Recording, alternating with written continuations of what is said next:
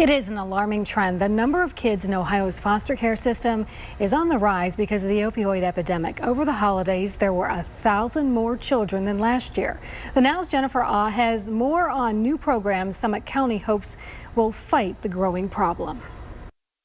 Silent victims. That's what Ann Ream with Summit County Children's Services calls the children caught in the opioid epidemic. During the holiday time, you hope that kids can be with their families and that we do everything that we can to prevent removal. But within the last month, we've had an additional 19 children come under custody of Summit County Children's Services.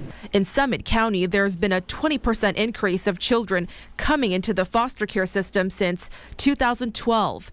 About 70% of them have parents dealing with drugs and addiction. It is shocking, and unfortunately, the numbers are hedging up, and there's placement costs attached to that as well. To deal with the rising costs and numbers, Summit County Children's Services is launching 2 new programs. One is a parent support group. I'm hoping that with some of these efforts with the grants, we'll be able to help our families recover.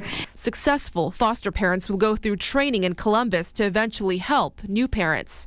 Children's Services is hoping to have the support groups up and running by the spring. It's very helpful for past primary parents to be able to work with and support the need for current client families that need help to navigate the child welfare system. The department also received a $60,000 grant to streamline the process of finding relatives who may be able to care for children, called the 30-Day to Family program. Children do better with relatives and in relative care. In Summit County, I'm Jennifer Auh, News 5.